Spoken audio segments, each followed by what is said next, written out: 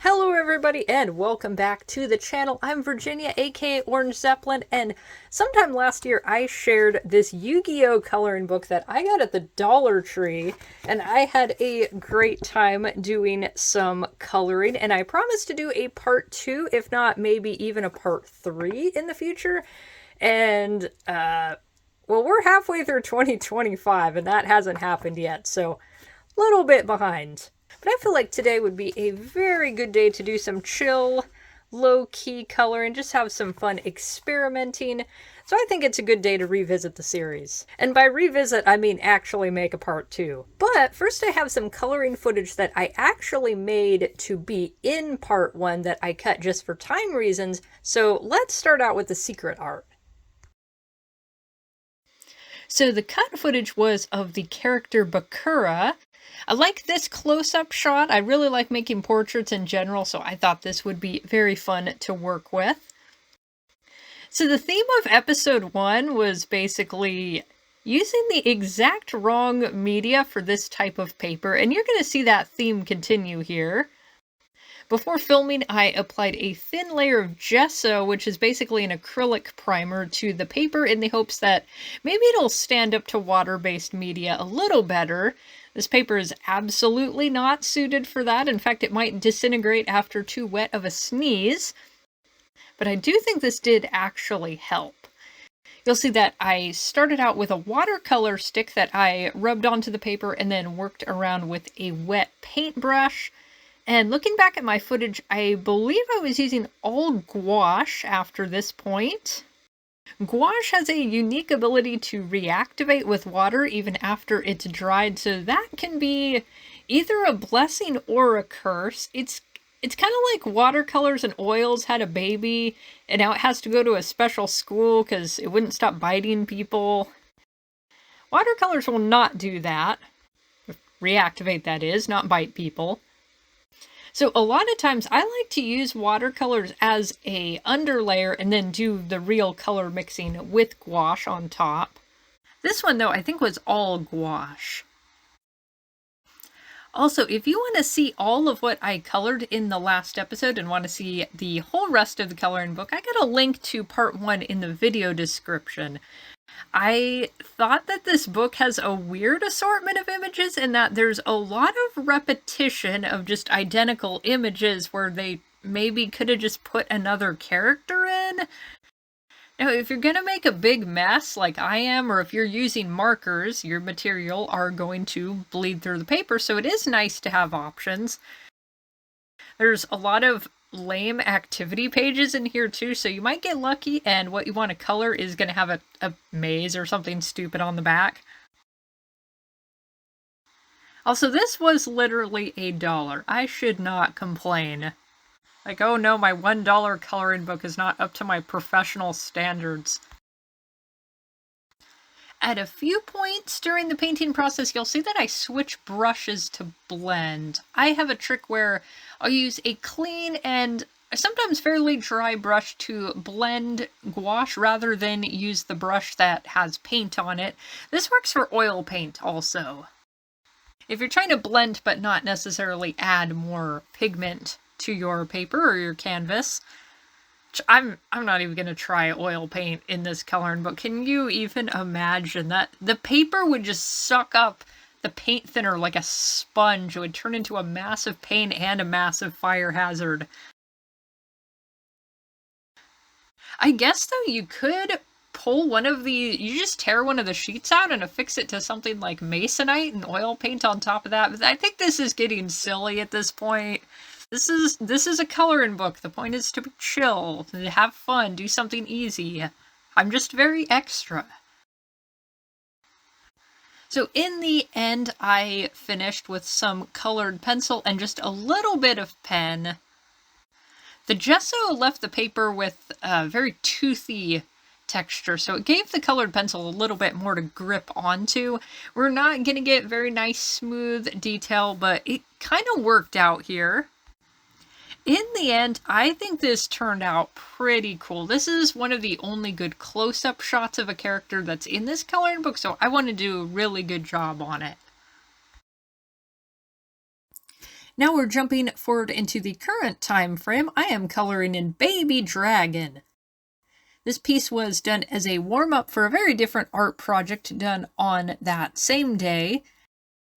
And I'm going to make the smartest decision in this whole series so far and use a suitable medium for this paper. We're going to be using colored pencils, and the toothiness of the paper will help here. As I've mentioned in the last video and some other coloring book videos, I don't really love this cheap newsprint paper, but it is good for things like crowns and colored pencils because they kind of need that texture for the wax to grip onto, especially if you're using crummy paraffin wax like in Crayola crowns.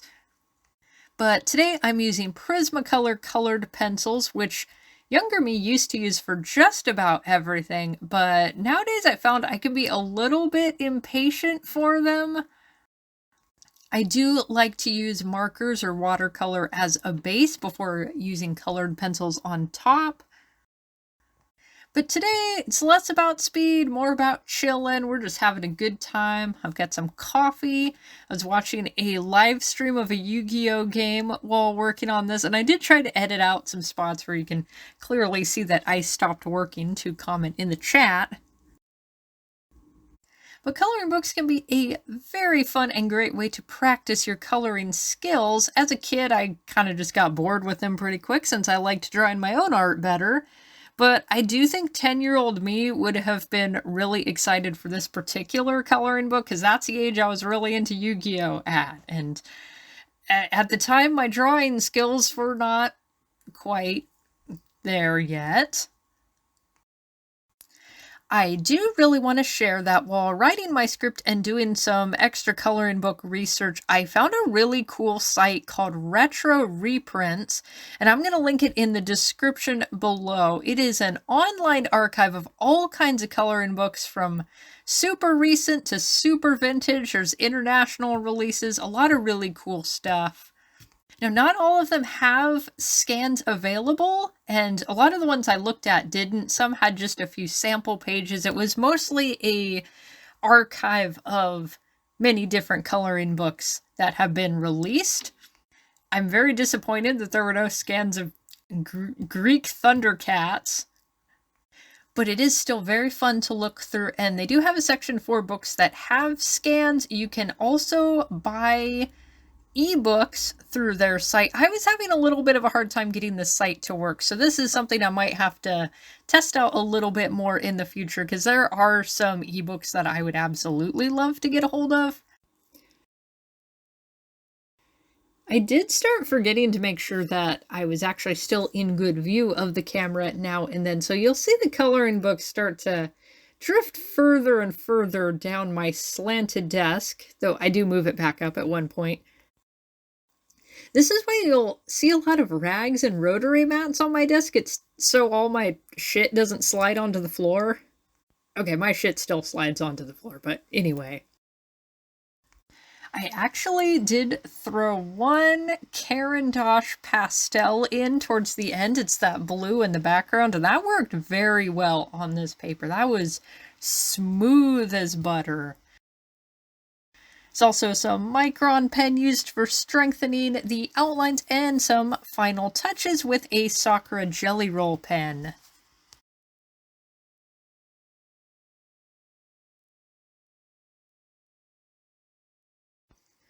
Next, I'm going to continue with using colored pencils. I'm going to be coloring in Kaiba. I was tempted to try the Derwent Inktense colored pencils on the virtue that Kaiba would want me to use something very expensive to color him in, but I didn't exactly have the colors I wanted in that set.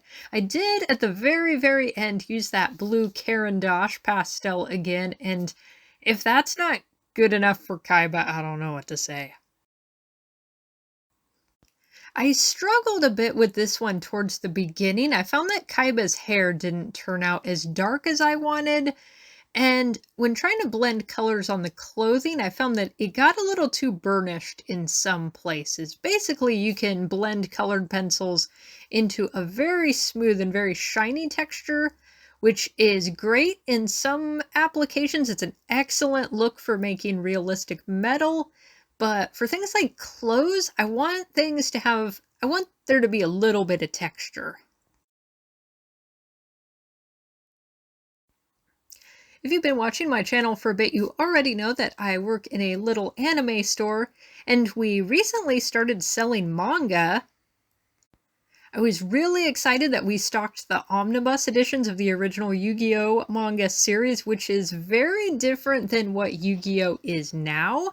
The Duel Monster card game actually only makes an appearance in a few of the chapters, and originally it was just referred to as Magic and Wizards. It actually wasn't until the Yu-Gi-Oh! Duelist manga that the series focused totally on the card game and went with the name Duel Monsters, and this set the stage for what Yu-Gi-Oh! Is from that point on. They also toned down a lot of the darker elements from the original, which both Kaiba and his younger brother just straight up try to kill everyone in the original story, which in his defense, Yami did trap his soul in a card where he just like got killed by monsters. And at some point, Yami did beat his ass so hard in a card game that it just rendered him catatonic. Yami was not necessarily a good guy in a lot of ways in that original series. I do really like how different the art style was in that original series. It was very loose and organic, but the style got a lot more sharper and geometric as time went on. I've always really loved anime and manga and just art in general that have very distinctive art styles, and Yu-Gi-Oh! In particular has a very, very recognizable style. I kind of think that's why I have a stroke when I hear people say that all anime looks the same. Even some of my college art teachers have said that. Like, there are definitely stylistic similarities, and there's trends you're gonna see, like, decade to decade, but bro, there's a vast valley of difference between Baki the Grappler and Hamtaro. Comment down below who would win in a fight, Baki or Hamtaro? What was I talking about? Somewhere in here my phone battery started running low, so I did a little bit of extra coloring work, and most of the black outlines off of camera. That's a little bit tedious to watch though, because the wax of the pencils does kind of get stuck to your pen nib, and so you do have to do some scribbles on scratch paper to get it off. This is something where a fountain pen would probably do the job a lot better, but this paper is not going to work here. I did use a pen that I just recently bought just to do some of the thicker black outline, and I did get a tiny bit of feathering, and as soon as that happens, like, okay, well, I gotta use a safer pen here. I don't want to completely ruin my hard work. I did save the very last touches for when I could film again. The Caran d'Ache pastel makes a return in the background, and I added in some Posca pen lines that I might have wanted a ruler for. I don't know, don't think about it too hard. But in the end, we have a pretty badass looking Kaiba. Alright, I want to finish off strong, and I have something very cool in mind. I've got Yami already separated from the book, and I've also ripped out one of the activity pages to use for swatching, because this paper, it is a little bit toned, so it's hard to get a good color test if you're doing your color swatches on white paper. If you saw part 1 of this video, I actually took one of the activity pages and swatched a ton of media on it to see what each one would do, what pens are going to bleed or feather. Some of my findings surprised me. For example, markers work much better than I expected, with some caveats. For these next 2 pages, I'm going to be using markers, and when you first apply the marker, it's kind of going to look like ass, because the printed lines on the other side of the paper are going to show through, but after the marker dries, it won't be an issue. I still do need to be careful because they will bleed very dramatically, some markers more so than others. I'm using a combination of brands. I've got Copic, Ohuhu, and then I have some crappy discount brands that I got at the bookstore a while ago. I think they were called Studio Series Artist Marker, but you can find them on Temu under like 47 different names. They have absolutely god-awful nibs, but I do go through a lot of gray and black markers, so if I've got the cheap ones, I will use them. And really good old Crayola markers will work fine. I think Sharpies would just bleed really bad and you might start hallucinating, but that's part of the fun. Question for the comments, particularly people in my age range of mid-20s to mid-30s. Do you remember a time period when Sharpies were super trendy? I remember that being the big thing when I was in middle school and feeling very cool about getting a full color set of them. Maybe we just thought they were cool because you supposedly could get high sniffing them.